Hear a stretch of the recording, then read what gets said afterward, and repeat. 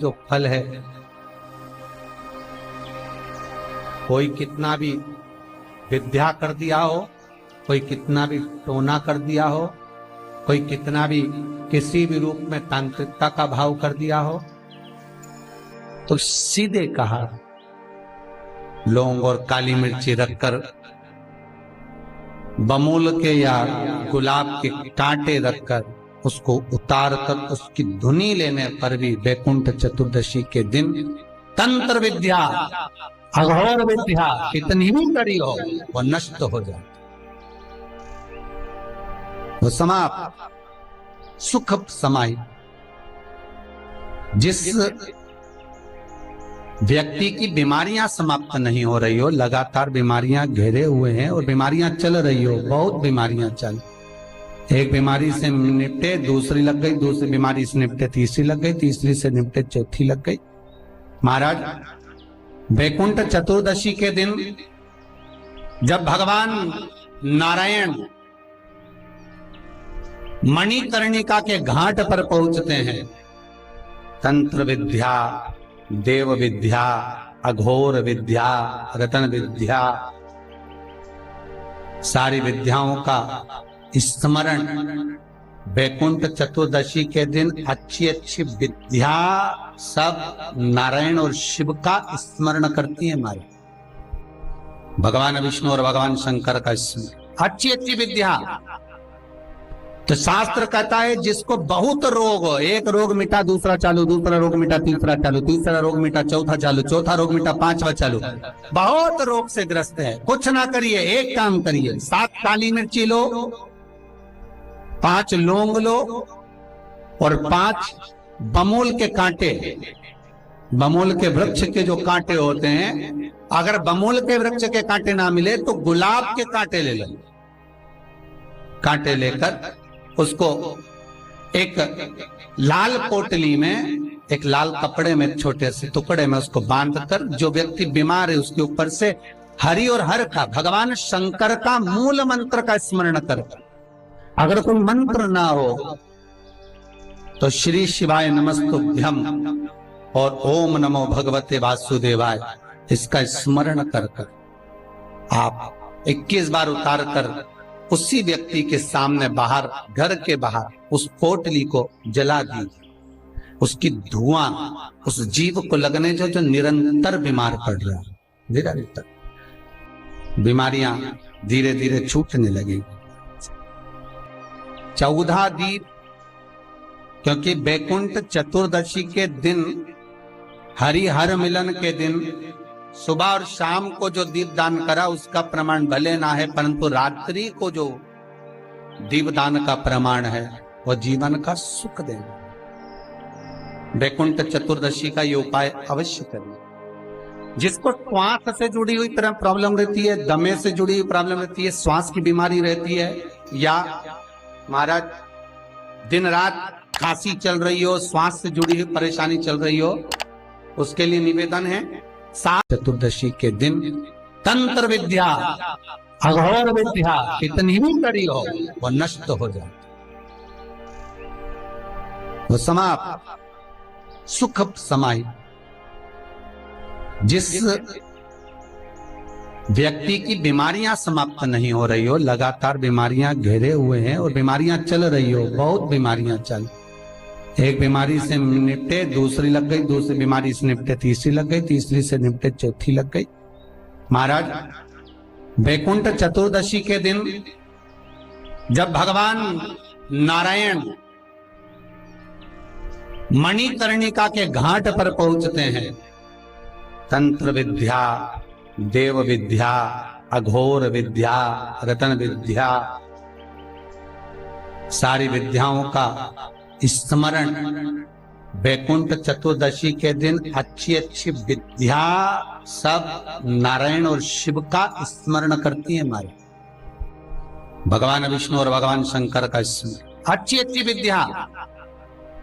तो शास्त्र कहता है जिसको बहुत रोग हो, एक रोग मिटा दूसरा चालू, दूसरा रोग मिटा तीसरा चालू, तीसरा रोग मिटा चौथा चालू, चौथा रोग मिटा पांचवा चालू, बहुत रोग से ग्रस्त है, कुछ ना करिए, एक काम करिए, 7 काली मिर्ची लो, 5 लौंग लो और 5 बमूल के कांटे, बमूल के वृक्ष के जो कांटे होते हैं, अगर बमूल के वृक्ष के कांटे ना मिले तो गुलाब के कांटे ले लो। कांटे लेकर उसको एक लाल पोटली में, एक लाल कपड़े में, छोटे से टुकड़े में उसको बांधकर, जो व्यक्ति बीमार है उसके ऊपर से हरि और हर का, भगवान शंकर का मूल मंत्र का स्मरण कर। अगर कोई मंत्र ना हो तो श्री शिवाय नमस्तुभ्यम और ओम नमो भगवते वासुदेवाय इसका स्मरण कर आप 21 बार उतार कर उसी व्यक्ति के सामने बाहर, घर के बाहर उस पोटली को जला दीजिए। उसकी धुआं उस जीव को लगने जो निरंतर बीमार पड़ रहा है, निरंतर बीमारियां धीरे धीरे छूटने लगेगी। 14 दीप, क्योंकि बैकुंठ चतुर्दशी के दिन, हरिहर मिलन के दिन सुबह और शाम को जो दीप दान करा उसका प्रमाण भले ना है, परंतु रात्रि को जो दीप दान का प्रमाण है वह जीवन का सुख देगा। बैकुंठ चतुर्दशी का ये उपाय अवश्य करिए। जिसको श्वास से जुड़ी हुई प्रॉब्लम रहती है, दमे से जुड़ी हुई प्रॉब्लम रहती है, श्वास की बीमारी रहती है, या महाराज दिन रात खांसी चल रही हो, श्वास से जुड़ी हुई परेशानी चल रही हो, उसके लिए निवेदन है 7 लौंग पीपल के पत्ते पर रख लीजिए और घर के बाहर 5 दिए घी के लगा दीजिए। जिस व्यक्ति को श्वास ज्यादा चलती हो, खांसी ज्यादा चल रही हो, दमा भरा रहा हो, उसके लिए बैकुंठ चतुर्दशी का ये उपाय अवश्य करिए। 5 लौंग या 7 लौंग या 11 लौंग या 21 लौंग, जितनी आप निरंतर एक लौंग कर कर खाना, जितने दिन आप खा सकते, पीपल के पत्ते पर रख दें। और बैकुंठ चतुर्दशी का जो मूल मंत्र है उस मंत्र को आप लिख लीजिए, उस मंत्र का स्मरण करिएगा। ओम हीम, हा उस पे ई की मात्रा, अम की बिंदी, हीम। ओम हरिणाक्षाय, हरिणाक्षाय नमः शिवाय। एक बार सब हमारे साथ में बोलें, ओम हीम ओम हरिणाक्षाय नमः शिवाय। बस इस मूल मंत्र जो स्कंद पुराण में बैकुंठ चतुर्दशी का मूल मंत्र कहा गया है, इस मंत्र का 21 बार स्मरण कर कर लौंग को उठा लें और उस लौंग को वापिस लेकर आ जाएं। एक लौंग कर कर सुबह या शाम में कभी भी खाना प्रारंभ कर दे, धीरे धीरे दमे की बीमारी में, खांसी में, श्वास में आराम मिलना प्रारंभ हो जाता है। पर इस मंत्र को बैकुंठ चतुर्दशी के दिन रात्रि को जब आप 11 बजे से लेकर 12:30 के बीच में, जब पीपल के पत्ते के ऊपर जब आप लौंग रखें, पीपल के पत्ते के ऊपर जब आप लौंग रखें, उस समय पर इस मंत्र का 21 बार स्मरण होना जरूरी है। महाराज इस मंत्र को जप, और यह मंत्र कोई साधारण नहीं है। फिर निवेदन करेंगे, ये मंत्र जीवन का सुख देने वाला है। जो मंत्र आपको बैकुंठ चतुर्दशी के दिन स्मरण करना है, उस मंत्र को एक बार फिर हमारे साथ में बोले। ओम हीम ओम हरिणाक्षाय नमः शिवाय। ओम हीम ओम हरिणाक्षाय नमः शिवाय। इस मंत्र का स्मरण जीवन का सुख देगा। जिनको ज्यादा रोग हो, बीमारी हो, तकलीफ हो, कोई व्यक्ति वेंटिलेटर पर पड़ा हुआ है, ऑक्सीजन लग रही है, उसके लिए भी 1 लोटा पानी, उसमें दूध मिलाकर 5 बेलपत्र रखकर आप बैकुंठ चतुर्दशी के दिन उसके नाम का पानी आप हरि और हर को समर्पित कर सकते हैं। अगर मंदिर बंद मिले तो पीपल के पेड़ के नीचे आप चढ़ा सकते हैं। उससे 3 या 4 दिन में आराम लगना प्रारंभ हो जाएगा। पर मंत्र का स्मरण यही करें, ओम हीम ओम हरिणाक्षाय नमः शिवाय। इस मंत्र को जपें जो स्कंद पुराण का मूल मंत्र कहा गया, उसका स्मरण करेंगे रोग बीमारी आदि को मिटाने के लिए। मैं उनके लिए भी कहूंगा जिनकी नौकरी नहीं लग रही, सर्विस नहीं लग रही, बहुत तकलीफ में है, बहुत कष्ट है और खूब हाथ पैर पटक रही है, कहीं नौकरी लगी नहीं रही है, लॉकडाउन हुआ जब से तो घर में ही बैठे हो महाराज, उनके लिए भी है महाराज। एक कमलगट्टा हाथ में रखिए, किसी जलाशय के पास में, अगर जलाशय दूर हो, नदी तालाब बावड़ी कुआं ये सब दूर हो तो घर में ही एक तांबे के कलश में पानी भर लीजिए और कलश के पास में एक कमलगट्टा जो हाथ में रखा है उसको जल पात्र के पास में रखकर 7 दिए घी के लगाएं, 1 दिया चौमुखी सरसों के तेल का लगाएं महाराज, उसको रख लें और कमलगट्टा पास में रखकर जो मंत्र अभी आपको बताया, ओम हीम ओम हरिणक्षाय नमः शिवाय, इस मंत्र का जप करें 1 माला और अपनी कामना कर कर वो कमलगट्टा अपने साथ में रख लें। जब किसी एग्जाम को देने के लिए जाएं, जब किसी इंटरव्यू को देने के लिए जाएं, वो कमलगट्टा आपके साथ लेकर जाएं, आपको सफलता प्राप्त होगी। जब फॉर्म भरें तो उसको बहुत उपद्रव मचाने लगा, पर वृंदा की भक्ति के कारण जीवित था। देवता घबरा गए, देवताओं ने कहा इसको मारे कैसे, तो भगवान शिव ने कहा तुम ही बताओ क्या करना चाहिए। तो भगवान विष्णु के मारने का प्लानिंग तो आप ही कर सकते हो प्रभु, हमारे बस की तो है नहीं। क्यों? क्योंकि वो वृंदा हमारा भजन करती है और हमारा भजन करे और हम मारे तो अच्छी बात थोड़ी ना लगे। आप बताओ कैसे मारा जाए। तो भगवान बोले एक तरीका है कि तुम जब मैं जलंधर को युद्ध के मैदान में लेकर जाऊंगा तब तुम इसका सात्वित्व भंग कर दो, इसके कक्ष में जलंधर बनकर। तो भगवान विष्णु बोले ये मेरा पूजन करती है, मैं सात्वित्व भंग करूं अच्छा लगेगा, एक काम करो नहीं तो तुम सात्वित्व भंग करो। शंकर भगवान बोले मेरी धर्मपत्नी जगदम्बा से मैंने जब विवाह करा था वचन दिया था, हे जगदम्बा नारी के सात्वित्व को एक तू और एक मैं सदा सदा के लिए जीवित रखेंगे, नारी के सात्वित्व को। इसलिए स्त्री नारी जो भी व्रत करती है, उपास करती है, पूजन करती है, पाठ करती है, अर्चना करती है, उसमें लक्ष्मी जी का पाठ नहीं होता, लक्ष्मी जी की आराधना नहीं होती, सरस्वती की आराधना नहीं होती, उसमें माता पार्वती की आराधना होती है। तीज का व्रत किसका है? बोलते जाओ। चतुर्थी का व्रत किसका है? छठ का व्रत किसका है? पार्वती का। जितने माताएं व्रत करती है सब पार्वती के हैं। सातित्व देने वाली है वो, अखंड सौभाग्य देने वाली है वो, सुख देने वाली है वो, सरल नहीं है मां। जगत की जगदम्बा है वो, जगत धात्री है वो, जगत धात्री।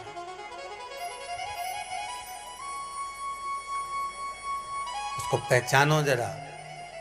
जिसके पति हो अष्ट सिद्धि नवनिधि के दाता, स्वयं शंकर जिसका पति हो उसके पास में अष्ट सिद्धियां नवनिधियां तो चारों तरफ बिखरती हुई चलती है, चारों तरफ बिखरती हुई अष्ट सिद्धि नवनिधियां चलती हो तो वो सहज कैसे हो सकता?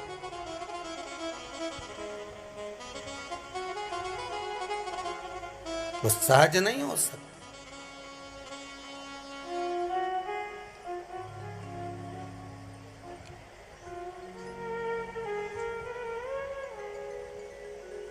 अब भगवान विष्णु गए जलंधर बनकर, जलंधर को ले गए शंकर, मार दिया शंकर भगवान ने जलंधर को, सिर कटा, वृंदा की गोद में गया तो वृंदा का पति तो अंदर बैठा, ये कौन? देखा तो ये तो नारायण। क्रोध आ गया वृंदा को, मेरा पति मर गया, आपके कारण मेरा सात्वित्व भंग हो गया, मैं तुम्हें श्राप देती हूं, तुम पत्थर हो जाओ। भगवान कहते हैं वृंदा माना मैं पत्थर का हो जाऊंगा क्योंकि तुम्हारा हृदय कठोर हो गया नारायण। एक नारी का सात्वित्व क्या होता है तुमने उसको डिगा दिया है, पत्थर के हो जाओ तुम। वृंदा अपना शरीर त्यागती है, हाथ में जल लेकर भस्म करती है, तुलसी का क्यारा बनती है, उसमें से आवाज निकलती है, शंकर भगवान आपने मेरे पति को मारा तो तुलसी का दल आप पर कभी नहीं चढ़ेगा। केवल वर्ष में एक दिन बैकुंठ चतुर्दशी का दिन ऐसा होता है जो रात्रि में 12 बजे से लेकर सुबह 4 बजे शंकर भगवान पर तुलसा चढ़ती है और ठाकुर जी पर बेलपत्र चढ़ता है।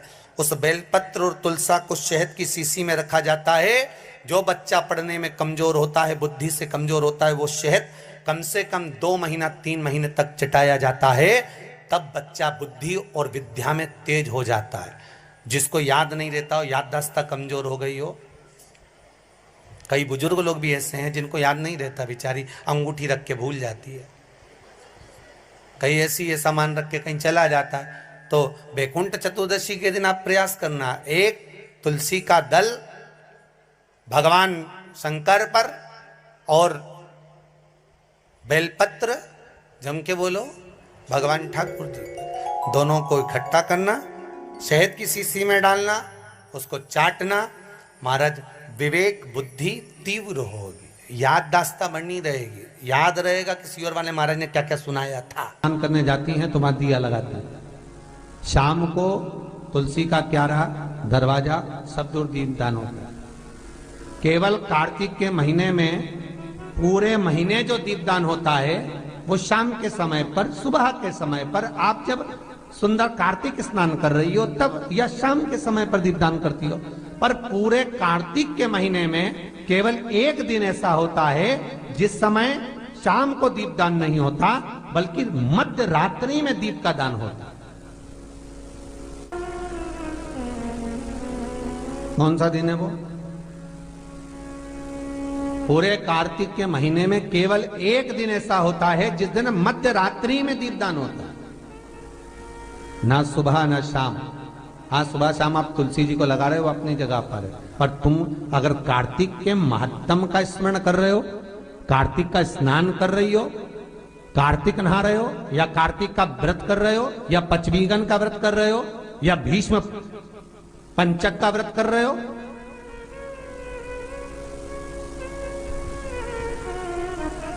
या कार्तिक स्मरण का व्रत कर रहे हो, कार्तिक का अनुष्ठान कर रहे हो, तो उसमें एक दिन ऐसा होता है जिस समय सुबह शाम दीपदान का फल नहीं है, रात्रि के मध्य में दीपदान का फल है, और वो है वैकुंठ चतुर्दशी का दिन।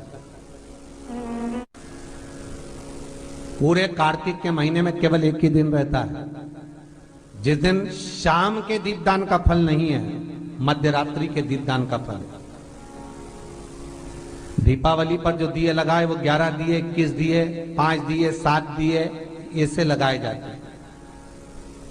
एकादशी के दिन जो दीपदान करा उसमें 11 दिए, 7 दिए, 21 दिए, ऐसा दीपदान होता है। पर वैकुंठ चतुर्दशी का जो दिन है महाराज, इस दिन रात्रि को 11 बजे से लेकर 12:30 के बीच में दीपदान होता है, और 14 दिए का दान होता है महाराज। इसमें 14 दीप का,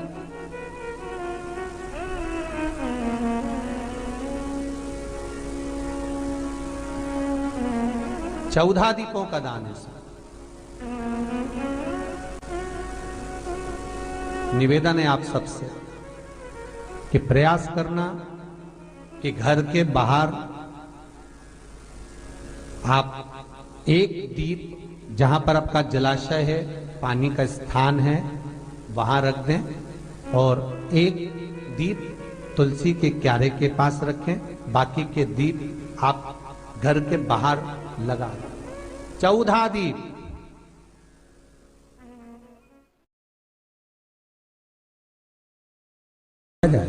कार्तिक की पूर्णिमा, देव दीपावली क्यों कहते हैं देव दीपावली, उसका भी व्याख्यान वर्णन हमारा। राजा बलि के दरवाजे पर वामन भगवान 3 पग भिक्षा का दान मांग रहे, 3 पग भूमि को मांग रहे, 3 पग भूमि दे दी गई। सुतल लोक का राजा राजा बलि बन गया। भगवान विष्णु ने कहा, राजा बलि मांग तुझे क्या चाहिए।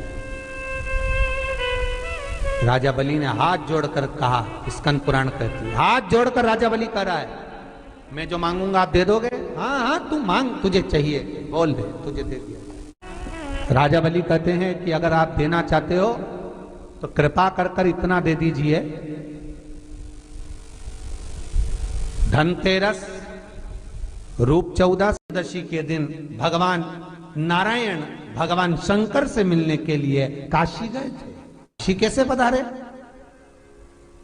तो भगवान विष्णु बोले काशी आने का कारण केवल इतना है कि बैकुंठ में मन नहीं लग रहा था, तो सोचा मेरे भोलेनाथ जी से मिल आऊं।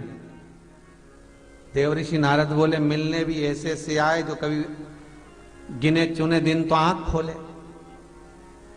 शंकर भगवान नेत्र खोलते ही नहीं है, वो तो नेत्र बंद करके बैठे थे। आप मिलने भी आए तो उनसे मिलने आए जो कभी नेत्र ही नहीं खोलते। मां जगतजननी जगदम्बा कह कहकर परेशान हो जाती, तब भी तो नेत्र ना खोलते, और आप उनसे मिलने के लिए आए, वो भी काशी में। ओ भगवान विष्णु बोले देखो, पहुंच गए भगवान विष्णु मणिकर्णिका घाट। आज भी मणिकर्णिका के घाट पर भगवान नारायण का मंदिर है। भगवान विष्णु मणिकर्णिका घाट पहुंच गए और मणिकर्णिका पर जाकर भगवान विष्णु ने एक कंकर उठाया, उसको घाट पर रखा और भगवान विष्णु उसकी आराधना में लीन हो गए। बैकुंठ चतुर्दशी का दिन भगवान विष्णु इतनी आराधना में लीन हुए, इतने लीन हो गए कि कब दिन निकल गया, कब शाम हो गई, बस केवल कंकर को देखते रहे और गंगा का जल छोड़ते रहे। सुबह कब गई, शाम कब गई, मालूम नहीं पड़ा। मध्य रात्रि आ गई, तब भगवान विष्णु को लगा पूजन तो कर रहा हूं, स्मरण कर रहा हूं, पर दीप नहीं लगाए। तब भगवान नारायण ने लक्ष्मी से कहा तुम दीप लेकर आओ।